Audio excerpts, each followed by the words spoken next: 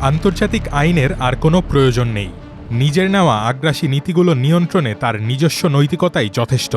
এভাবেই নিজের অবস্থানের কথা জানিয়েছেন মার্কিন প্রেসিডেন্ট ডোনাল্ড ট্রাম্প। ভেনেজুয়েলার প্রেসিডেন্ট নিকোলা মাদুরোকে আটকের পর যখন উত্তেজনা তুঙ্গে, ঠিক তখনই এমন বিস্ফোরক মন্তব্য করলেন তিনি। নিউ ইয়র্ক টাইমসকে দেওয়া সাক্ষাৎকারে ট্রাম্প বলেন, আমার আন্তর্জাতিক আইনের প্রয়োজন নেই, আমি মানুষকে আঘাত করতে চাই না। ট্রাম্পের এমন অবস্থান স্পষ্ট করে দিচ্ছে নিজের পররাষ্ট্র নীতি বাস্তবায়নে তিনি কঠোর সামরিক শক্তি ব্যবহার করতেই বেশি আগ্রহী। ভেনেজুয়েলার ওপর সাম্প্রতিক হামলা ট্রাম্পের আক্রমণাত্মক মনোভাবের বড় প্রমাণ।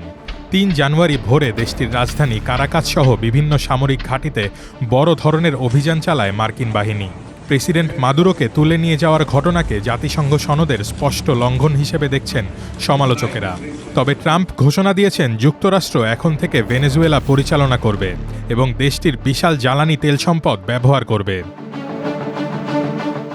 ভেনেজুয়েলার অন্তর্বর্তী প্রেসিডেন্ট দেলসি রড্রিগেজকে সহযোগিতার আশ্বাস দিলেও ৪ জানুয়ারি মার্কিন সাময়িকী আটলান্টিকে ট্রাম্প এক হুঁশিয়ারি দিয়েছেন। তিনি বলেছেন, যুক্তরাষ্ট্রের পরিকল্পনা মতো না চললে রড্রিগেজকেও মাদুরোর চেয়ে বড় মূল্য দিতে হতে পারে। ট্রাম্পের এই হুমকির তালিকা থেকে বাদ পড়েনি কলম্বিয়াও।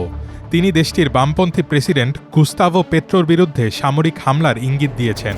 পাশাপাশি ডেনমার্কের গ্রিনল্যান্ড দখলের তৎপরতাও জোরদার করেছেন। বিশেষজ্ঞরা সতর্ক করে বলছেন, আন্তর্জাতিক আইনের প্রতি এই চরম অবজ্ঞা বিশ্বজুড়ে ভয়াবহ বিপর্যয় ডেকে আনতে পারে। জাতিসংঘের বিশেষ দূত মার্গারেট স্যাটারথওয়েট গভীর উদ্বেগ প্রকাশ করে বলেছেন, বিশ্ব সম্ভবত আবারও একটি সাম্রাজ্যবাদী যুগে ফিরে যাচ্ছে। আন্তর্জাতিক আইনকে গুরুত্ব না দিলে তা কেবল বিশৃঙ্খলা বাড়াবে এবং যুক্তরাষ্ট্রের শত্রুদের আরও আগ্রাসী হওয়ার সুযোগ করে দেবে। রোহান আদনান, প্রথম আলো।